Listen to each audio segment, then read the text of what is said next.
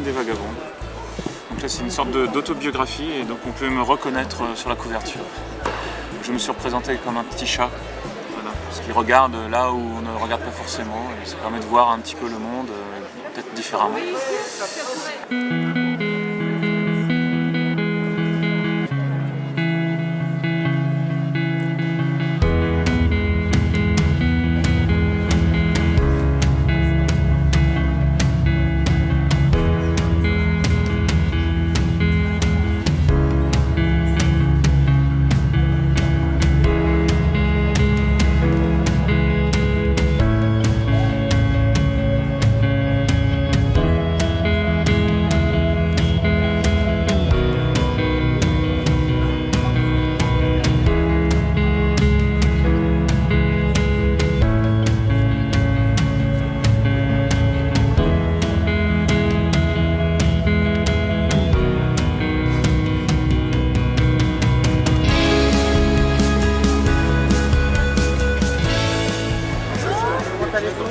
Ça va. On crayonne. Tout se passe bien au sein de la BD?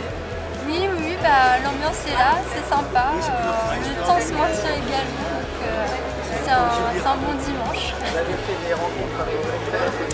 Oui, donc des personnes qui nous découvrent et puis nous-mêmes on retrouve des auteurs, des connaissances.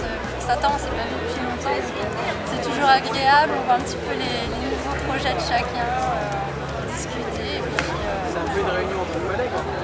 Un peu, oui, c'est toujours ça. Donc, c'est toujours l'avantage des salons, il y a toujours une bonne ambiance et puis il y a un très bon accueil aussi, donc ça fait plaisir. Et puis voilà. Allô? Tu veux complet avec à chaque fois?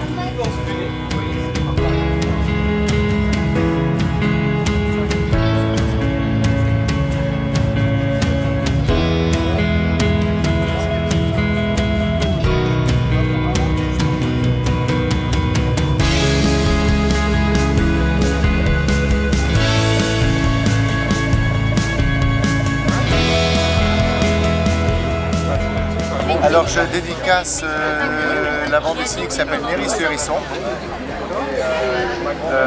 et puis une autre série qui s'appelle Jacques Riffer. Voilà. Et c'est ma 3e participation au festival. En fait, je me suis inspiré de mon oncle qui est musicien, qui était musicien professionnel en fait. Et en fait, c'est aussi un peu un fantasme de vouloir devenir musicien.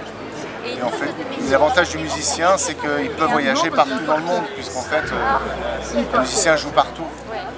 Le journaliste avait déjà été pris, mais le musicien, ça n'avait pas été forcément pris. Et comme je suis un fan de jazz aussi, voilà. D'où le mot riff, qui est en fait une boucle par rapport à la musique, donc Riffer, donc Jacques Riffer, ça s'est fait comme ça un petit peu. Merci à vous. Merci beaucoup. À bientôt.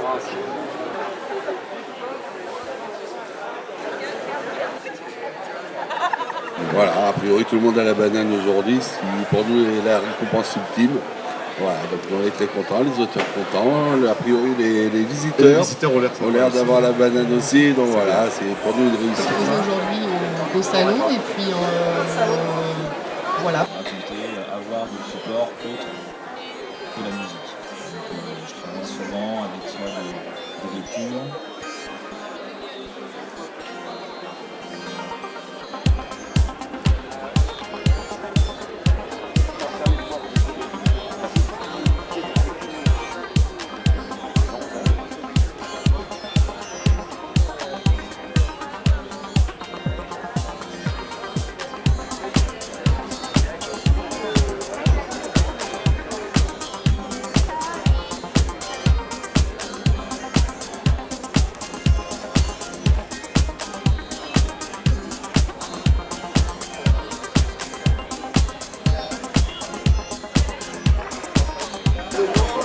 Donc à la lettre près, qui est mon premier bouquin, je montre ou tu as déjà une image? Ouais.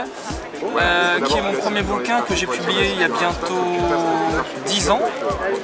Ça veut dire que ça fait 10 ans que je fais de la bande dessinée à titre professionnel. C'est une bande dessinée qui correspond à la sortie des Beaux-Arts pour moi, des Beaux-Arts d'Angoulême, qui est une époque où je me posais un peu la question de ce que j'allais faire. Et je me suis rappelé que je m'étais écrit une lettre, moi, quand j'avais 17 ans, celui que je serai plus tard. Donc cette bande dessinée qui s'appelle À la lettre près, elle raconte l'histoire d'un homme de 40 ans, attention, faut me suivre, un homme de 40 ans qui retrouve une lettre qui s'est écrite quand il en avait 17, à celui qui sera plus tard. Et on remonte de ses 40 ans à ses 17 ans, on remonte dans le temps, en passant par tous les moments où, par rapport à cette lettre, il s'est un petit peu trahi, il est passé un peu à côté des choses. Donc voilà, grâce à cet album, on peut mesurer la distance qu'il existe entre les rêves d'un adolescent et finalement ce qu'il a réellement fait dans sa vie et à quoi ça va. Justement, est-ce qu'il y a une grosse marge entre ce qui est écrit dans la lettre et Justement, tout l'intérêt de l'histoire est que dans sa lettre, il y a une véritable part de naïveté, toute adolescente, et qu'à 40 ans, je me suis un peu amusé à me projeter moi en tant que grand cynique et personne désabusée qui aura renoncé à la plupart de ses principes. Donc, évidemment, tout ça est très romancé, mais l'idée c'était qu'il existe un vrai décalage en effet entre ce qu'il est à 17 et ce qu'il est à 40 piges. Gris, celui-là, t'as vu?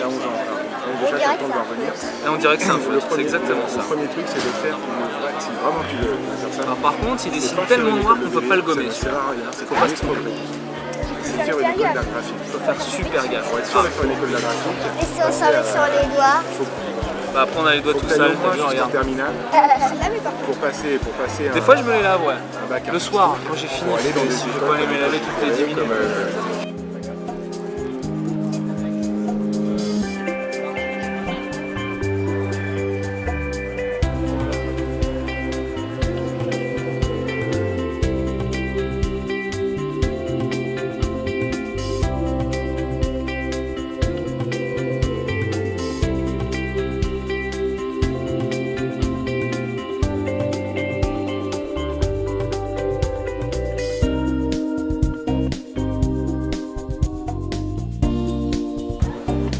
Ah.